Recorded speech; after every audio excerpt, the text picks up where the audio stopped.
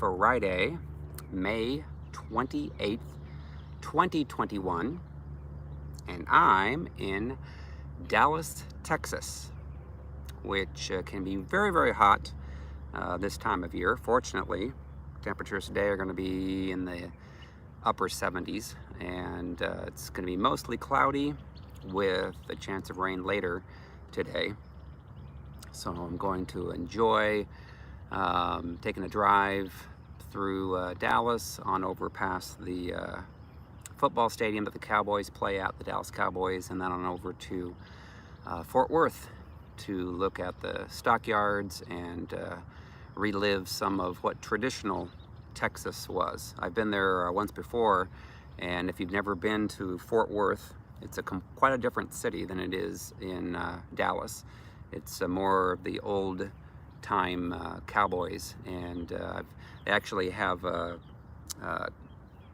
cows that they herd down the street, like I think it's every hour or maybe every 2 hours in Fort Worth. They have a place called Sundance where they have some unique sculptures and water things and so forth. So anyway, looking forward to spending a little bit of time in the Dallas-Fort Worth area today, and then making my trek west to Abilene. If you've ever been to Abilene, it's, I don't know, 3 hours west of Dallas. So anyway, it's a good day to travel. It's not too hot.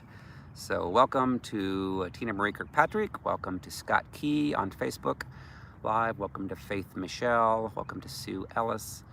And of course, we're also on YouTube. So we're doing both at the same time. Looking forward to this weekend in Merkel, Texas. I've been there at least 3 times. I think maybe this is my 4th or maybe 5th time doing ministry there. And what I love about the people there is just good people that want healed, want delivered, want to be able to be used powerfully by the Lord. And I get to do prophetic nights on Sunday nights there. So I could give a word of knowledge, word from the Lord for everyone that attends. And I've done it the last 2 times I've been there. So. And one of the words I had, I guess it was early last year, the Lord had shown me that the pastor was going to get married by the end of the year, and he did.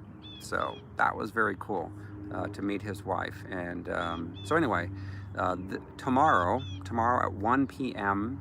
at the Fountain Gate Merkel Church in Merkel, Texas, I will be doing a deliverance training, and then that way you can ask questions and feel more comfortable how we can get people healed and delivered. It doesn't have to be weird, doesn't have to be scary whatsoever, but everyone needs it, everyone. And those that need it the most, oftentimes are those that are regular church attenders, that still have wounds and still behave in ways that are harmful to people. And a lot of them are leadership. A lot of them are pastors and pastors' wives and worship leaders and those who would call themselves a prophet, who are very prideful. And there's a lot of people that love their titles, and the Lord's not into titles. Obviously, if you operate in that gifting, that's one thing, but there's a lot of people that would call themselves various things, And Jesus didn't call himself anything. I'm a kid from a cornfield, and I'm sticking to it. So anyways, so then on Sunday morning, I'm doing speaking there at the church service, doing a breakthrough event. Afternoon, I'm doing some private sessions with people, and then in the evening, I'm doing a prophetic night on Sunday at 6 p.m. Sunday morning, I don't know if it starts at 10:30. I don't know if, Tina, if you can add that in on the comments on Facebook and on YouTube, that would be great. I can't remember if it's 10 or 10:30, but get there by 10 to be safe. And then next weekend, June the 5th, I'll be in Las Vegas, Nevada at a home group. And then Sunday night, June 6th, in Anaheim, California at Ecclesia Global Church. And then the following weekend, June 12th and 13th, I'll be up in Northern California at Bernie, California. And then June 18th, 19th, 21st, 22nd, looking to come to Oregon. So it's 10 a.m. Sunday at 10 a.m. is church at Merkel, Texas. Thank you, Tina. So anyway, I'm looking to nail down the time in Oregon in the Portland area, but it looks like it'll be the 21st for sure, and then maybe the 18th and or 19th. So we'll let you know We should know that hopefully here in the next, I don't know, 24 hours or 2 days. And then June 25th to 27th in Seattle, Washington, the Point Church. Love going there with Mike Zachman. We'll be doing 5 ministry day or events, June 25th to June 27th. And then Billings, Montana at the Everlasting Covenant Congregation, July 9th and 10th.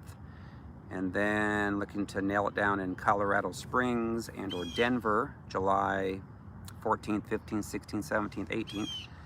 And then, where else am I going to be? July 24th in Omaha, Nebraska, Empowered Family Church, July 31st in Fort Atkinson, Iowa, in One Accord. August 1st in Decorah, Iowa, Christian Life Center. And then I'm looking to come to Minnesota. Don't have the dates yet for that. August 21st, Chicago Marriott, Naperville, Illinois. And then September 25th, Greenville, South Carolina, Faith Family Church. So busy, busy, busy. All right, topic of the day. What is strife and why it is toxic? And there's lots of people that strive. Hello to Michael Doby on Facebook. Hello to Suzanne Sellers Rushing on Facebook. So what is strife and why is it toxic? There's a lot of people that strive. I never knew. Again, I grew up in church my whole life. Little kid, went to Church of God. Mom played the piano and organ and sang. And then I went to Presbyterian, then I went to Assembly of God, then non-denominational. And I didn't know that the Lord didn't like strife, and I didn't know what strife really was. There's a bird like right behind me. And one, it's a mockingbird. Strife basically is anything that causes people to lose their peace. That's the short of it, long and the short of it. And like the bird, the bird behind me could cause me to lose my peace. But I'm at peace, and there's a plane up there. But strife is anything that would cause a person to, and I'll describe this in detail, but a lot of people don't know that in the Bible, it says not to strive. Now, I understand this. People who are not healed and delivered are going to strive about everything. Strife, argue, disagreements, contentions, selfishness that they have. Yeah, it's a happy bird. Okay, bird. So anyway, it says in 2 Timothy 2, 23 through 26, but avoid foolish and ignorant disputes, knowing that they generate strife. And a servant of the Lord must not quarrel, but be gentle to all, able to teach, patient, in humility correcting those who are in opposition, if God perhaps will grant them repentance, so that they may know the truth, and that they may come to their senses and escape the snare of the devil, having been taken captive by him to do his will. So most people in the church, most people in the world strive. They fight, they argue, and they don't have to yell and scream. They can just disagree with you and not be wanting to get along. That's strife. Proverbs 13:10 says, by pride, the bird's going, bye-bye, bird. Bye-bye, birdie. By pride comes nothing but strife. But with the well-advised is wisdom. So people that tend to strive, have strife in their lives, have a lot of pride. And that's why you can't really tell them to please stop striving, because they'll take an offense. Their pride is so big, and they've been getting that pride since they were little kids, when they were growing up and they were hurt. People that are hurt, that are wounded, again, oftentimes by fathers and mothers, but stepfathers, stepmothers, neighbors, sexual violations done to them, they're going to strive. They're going to be selfish. They're going to want their way. And so it's a challenge when you get into a discussion with someone that wants to strive with you, wants to make you do what they want. The best advice is to get out of Dodge, separate from them, part from them. Do not engage with the enemy, because it's demonic spirits that are on them, causing them to get angry and bitter and say things, trying to come against you, trying to act like they know everything. and go on and on and on and on, talking, over talking you, wearing you down, wearing you out. So basically, people who have unhealed soul wounds from their past hear demonic spirits in their thoughts, and it causes them to strive about everything. They don't want peace. They don't want you to have peace. And if you're happy and you're joyful, you have the joy of the Lord in you, they don't like that at all. So they will try to come against you. And they can call themselves a Christian, that's fine, but they're not, because a true Christian needs to have fruit of the Spirit. Hello to Debbie Lee Tanner from Australia. She did a wonderful job this morning doing our training. We do a training once a month for those that get certified with Restored to Freedom. Got about 160 people in 9 countries that are certified, getting more every month, which is great. So anyway, people that get wounded, they get hurt, they'll get pride. And there's a lot of prideful people that are in the church, and it's disgusting. And a lot of them are not on their way to heaven. That is the truth. You think about Satan. He had pride, got kicked out of heaven. A lot of people that have pride oftentimes have sickness in their bodies. Naaman wanted to get healed from his leprosy, but he had to humble himself and dip 7 times in the Jordan River. He wanted to go ahead and have the word spoken to him by Elisha to get healed. Elisha said, go down there 7 times and dip in the filthy, dirty Jordan River that has rats. And he didn't want to do it, so he had to humble himself. So anyway, a lot of people will strive. They'll strive about everything. And if you're around a person that strives a lot, it will wear and tear you. You will start to get sicker and sicker, oftentimes being just around that person. You'll have to walk on eggshells. You'll feel sick to your stomach. When you go to bed at night, you'll feel sick to your stomach. Your stomach might growl. It's awful to be around this. And again, it's because they don't have their soul wounds healed. They're hearing demonic spirits. They have pride, which gives them thoughts telling them that all their decisions are the best. All their decisions are right, and all of yours are wrong. And they oftentimes hurt their own children. They infect their own children with demonic spirits because they speak to them harshly. And they want to strive, fight, argue about everything. You see this all the time. People that have the Jezebel spirit will strive and fight and argue. They want to rule the roost. And there's women that have it, and there's men that have it, and they're miserable to be around. They don't have any peace. So, what would be considered strife? Strife is anything that causes you to not have peace. You could be angry. You could be fearful and have anxiety and worry about everything. You could be very demanding in your way. Selfish is striving, because you're going to want to have everything done your way. You're not going to listen to your spouse. When you are in a healthy marriage, you can discuss things. You're safe. You love each other. You realize that it's the enemy that is causing strife, not your spouse. And there's a lot of people that have the Jezebel spirit that strive all day long, and they would blame everything on their spouse. If you just do everything that I want, we wouldn't have any strife. It's all your fault. No, it's all their fault, and they don't want to see it. I remember one pastor, I knew him very well, and he's like, well, it's always 50-50 in a relationship with strife and arguing and fault. And I'm like, no, it's not. I go, you could be Jesus himself and have a relationship with someone that refuses to get delivered, like the Pharisees and the scribes, and you won't have peace. That's why he wanted to get out of Dodge and go up in the mountains and have peace and get away from people that strive. Okay, people that strive will also want to control you. They'll want to, they'll be angry. They'll have sarcastic tones. They can go on and on and on and not stop. They can name call.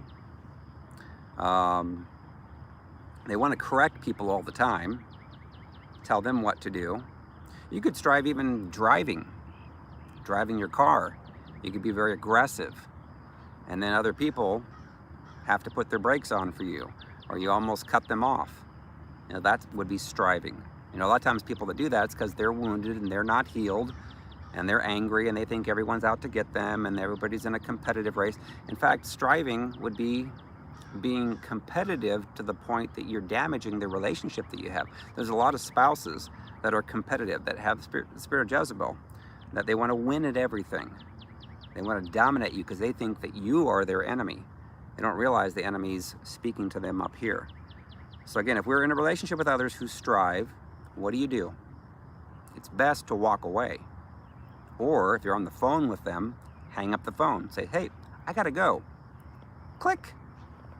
Separate from them until they can get their soul wounds healed, or until at least they calm back down again. I know a lot of times people are like, oh my gosh, I could never hang up on my controlling and abusive either spouse or father or mother or brother, or because they get so mad. I'm like, well, then what's going to happen if you stay on the phone and they go off on you for hours? Guess what? You're not going to have a good day. You're going to remember all the demonic words that they spoke to you over and over again, oftentimes in the tone. So I will never strive with anyone. People that know me know that. It's ridiculous. Because if you strive with a person, you're getting onto the enemy's territory, getting onto the demonic spirit's territory. And it just wastes your time. It exhausts you. You'll get tired and worn out. You can oftentimes get sicknesses and diseases if you're around a person long enough that strives with you. All right. So, Jezebel loves to strive to wear down their victims to get what they want. That's their goal. They know that if they go on and on. Think about this in business. If you want to get what you want out of a company, normally, if you go on with somebody, sooner or later, they'll tend to wear down and give you what you want because they want to get you off the phone. I remember that with a woman once. She would go on and I didn't have the time to waste to go on and argue with a person. You know, if I'm going to have to pay an extra, whatever, 10 bucks, 20 bucks, then so be it. Life's too short to strive about everything. And people that have these demonic spirits, well, they'll go on and on for hours. You know, and is that a healthy thing? Did Jesus ever do that? That's not a fruit of the Spirit. Heck no. Jesus never did that. He wouldn't strive. He's like, if somebody hits you on one cheek, turn on the other cheek. So we need to be understanding that people that are not healed, that are hearing demonic spirits, they will strive about a lot of things. And you can be loving to them, but don't allow them to abuse you to the point to where it actually affects you and infects you. Again, Jezebel loves to strive to wear down their victims to get what they want. They will twist the truth and the scriptures to blame you for their own issues. So Jesus, what did he do? He walked away from the Pharisees, walked away from the scribes. Striving also includes fear-based thoughts and actions. So people that are not delivered from their wounds yet could have up to 12,000 to 60,000 thoughts a day. And 80% of those thoughts are negative, and 95% are the same thoughts they had the day before. Other things that would include striving. You could be striving over your finances. A lot of people are striving over that. Oh my gosh, how am I going to make enough? You know, again, if you come out of agreement with the enemy, you get your life right with the Lord will protect you. He will have your back, and he will provide for you. I'll say this. I remember, this is back in 2009, when I started to really hear the Lord speak to me. And he said, Nelson, he goes, right now, you're keeping track of a spreadsheet showing your income coming in and going out, so you know how much money that you're going to have. And I'm like, yep. I also keep track of what I spent in Quicken. So he said, Nelson, he goes, what I want you to do is to have faith in me, and I want you to stop keeping track of the money coming in and going out, your spreadsheet. Because he said there's going to be some times that you won't have the money, and it may be the next day that I ask you to drive to Dallas, and I'll provide for you that morning or on the way there. That's the kind of faith I want you to get to. And the only way I can do that, Nelson, is if you get rid of that spreadsheet. Because it's okay if you keep track of what you've spent in Quicken after the fact. That way you've got records of it and so forth. You can report on that. So I remember I did that, and I was like, oh my gosh, it was so hard. But eventually I got to the point where I didn't strive about things. And I'm like, wow. And now that's what happens. I travel, and people make donations. People that don't even know one day will make donations. And the Holy Spirit tells them to. The Lord tells them to. I don't put guilt trips on anyone. There's a lot of people that do that in ministry. And if you think about Jezebel, Jezebel does that. Jezebel wants to control and manipulate you by making you feel sorry for them, like they're a victim. They love to use the victim card. And people who are stronger in the spirit, who've gotten their wounds healed and delivered, they don't worry about anything. They just trust the Lord. Well, it's going to provide. You know, think about Abraham getting ready to kill Isaac. He had it drawn, getting ready to stab Isaac, and then all of a sudden the ram appeared. You know, so when you trust the Lord and you get your wounds healed and delivered, you don't have to manipulate other people and strive with them about your finances, about your health. I don't worry about my health. You know, if I get sick, I might get sick for a day or two, a couple of days, but I don't worry about it. I haven't taken any Tylenol, ibuprofen, nothing since 2008. So what is that? 13 years. That's a long time to go. I don't have any health insurance.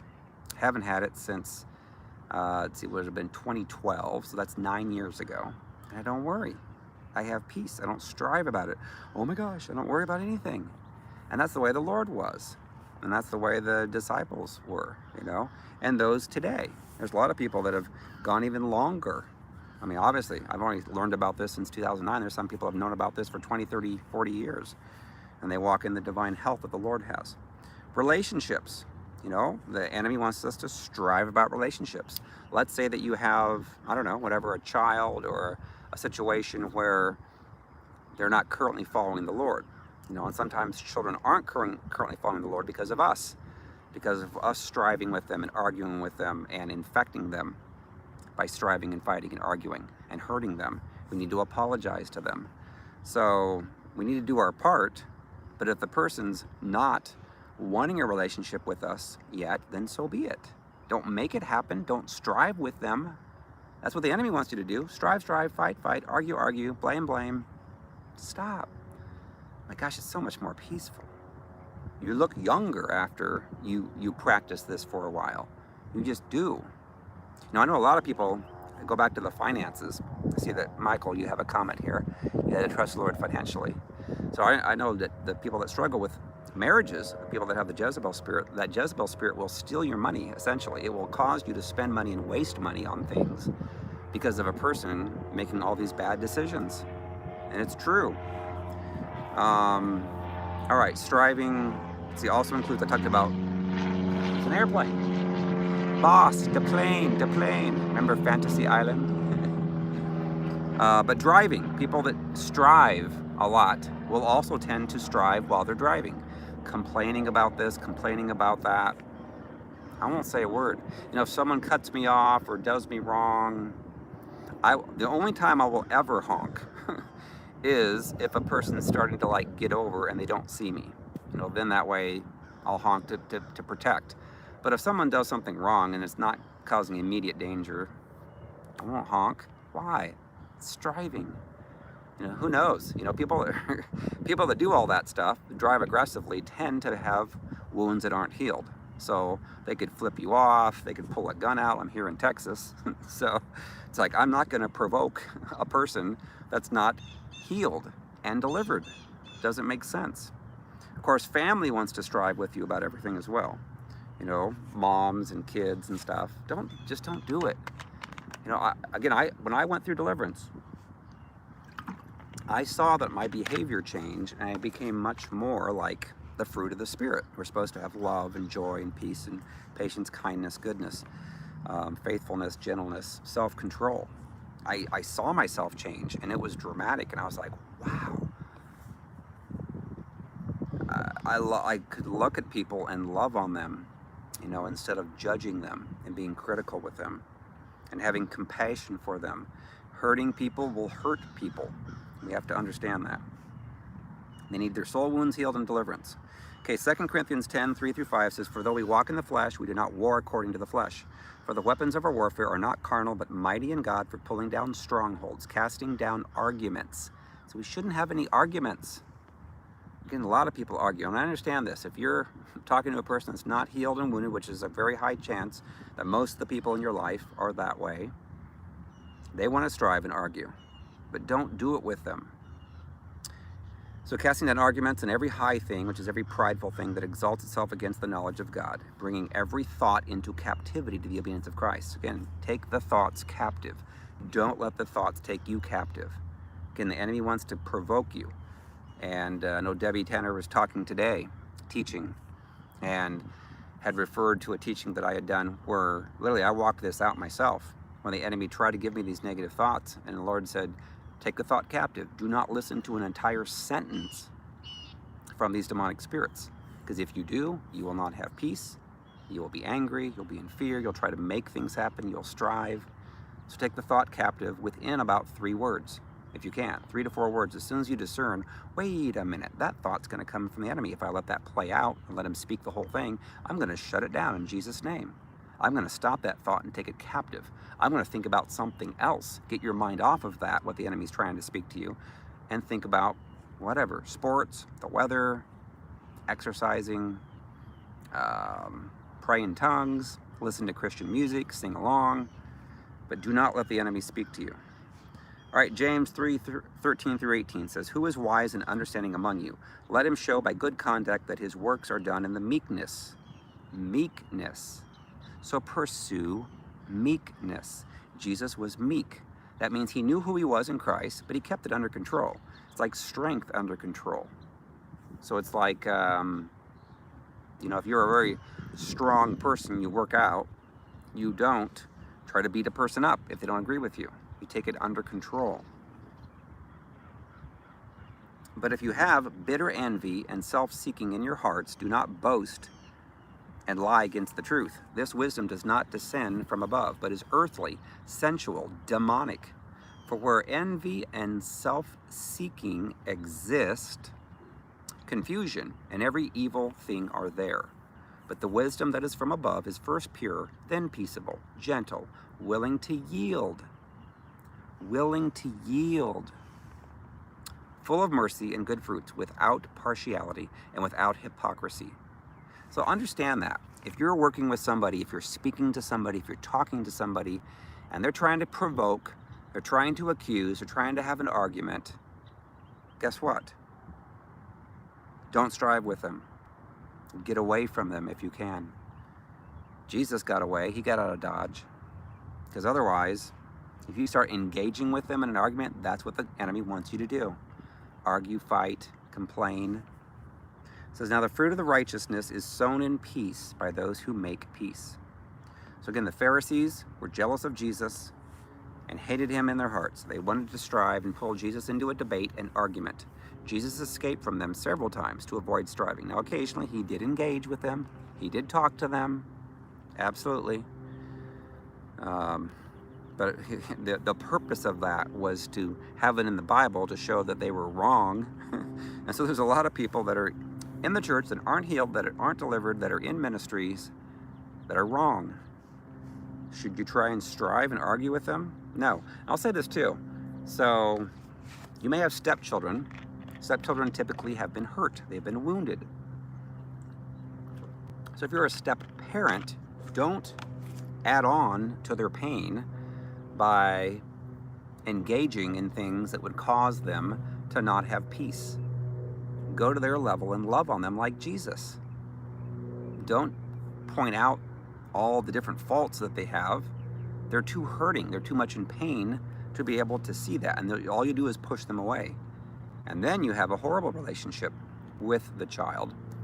And, that affects your spouse as well.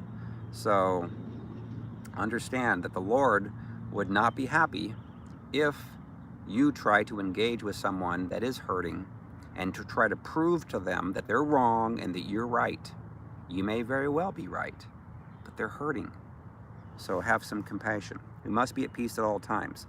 Philippians 4:6-9 says, be anxious for nothing, but in everything, by prayer and supplication, with thanksgiving, let your requests be made known to God.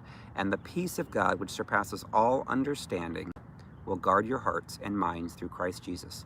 Finally, brethren, whatever things are true, whatever things are noble, whatever things are just, whatever things are pure, whatever things are lovely, whatever things are of good report, if there's any virtue, and if there's anything praiseworthy, meditate on these things.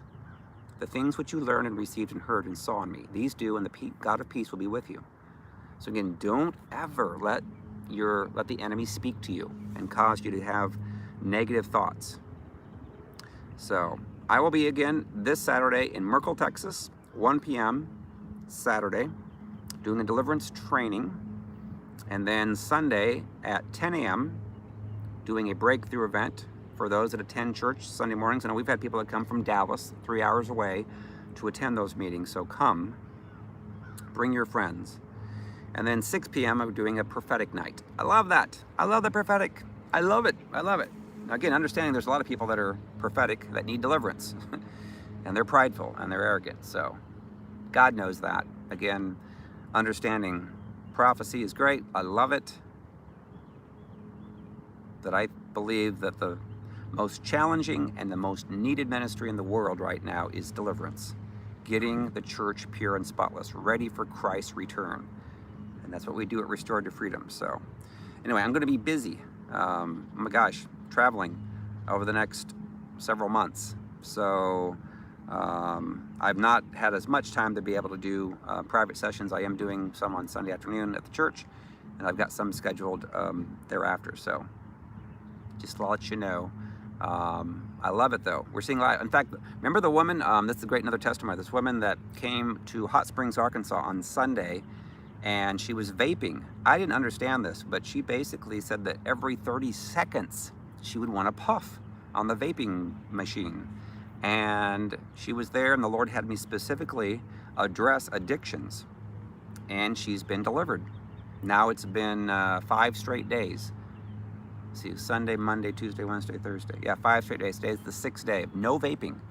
She updated me again, and then she got healed from a pain in her back that she had for weeks, and the pain is gone. So I'm going to continue to address anything that is an addiction to anything. It's not good. And the Lord's spoken to me. He said, it's an idol. Do not put these idols before me. You know, again, understanding that you get wounded, you get hurt. That's why you even start to smoke. You start to vape. You start to want sex outside of marriage and drink alcohol and get drunk and all these things that are counterfeit comforts.